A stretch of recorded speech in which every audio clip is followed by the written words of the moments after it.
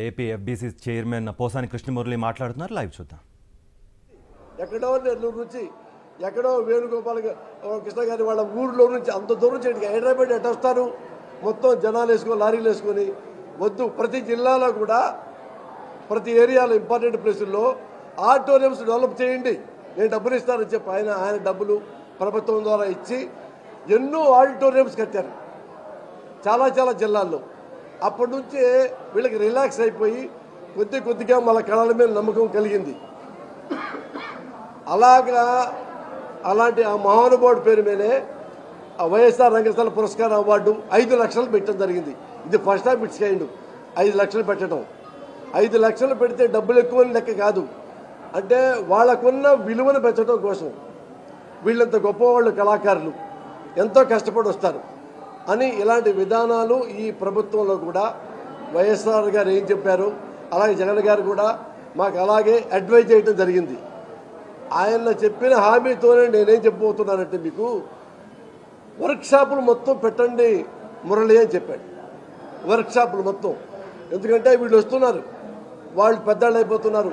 70 ఏళ్ళు 80 ఏళ్ళు 85 86 ఏళ్ళు వాళ్ళు కూడా జడ్జీలు ఉన్నారు ఇప్పుడు మన దాంట్లో.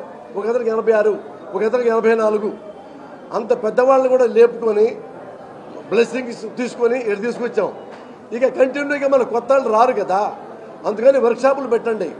మళ్ళా నటులు కొత్త వాళ్ళు, మళ్ళా నటీమణులు, మళ్ళా డైరెక్టర్లు, మళ్ళా జడ్జెస్, ఇవన్నీ వర్క్షాప్ పెడితే నేను మొత్తం మీకేం కావాలో అరేంజ్ చేస్తానని చెప్పారు. వర్క్షాపులు గ్యారంటీగా పెడుతున్నాం ఫర్దర్గా.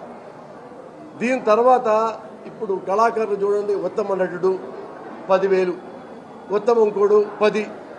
ఈ 76 ఈ అవార్డులో ఒకవేళ 10,000 ఇక్కడ నుంచి నెక్స్ట్ ఇయర్ నుంచి మళ్ళీ ముఖ్యమంత్రిగా ప్రమాణ స్వీకారం చేసిన తర్వాత మళ్ళీ మేము నంది అవార్డులు పంచుకున్న తర్వాత వస్తున్న తర్వాత 10,000 5 రెట్లు పెంచుతున్నాం.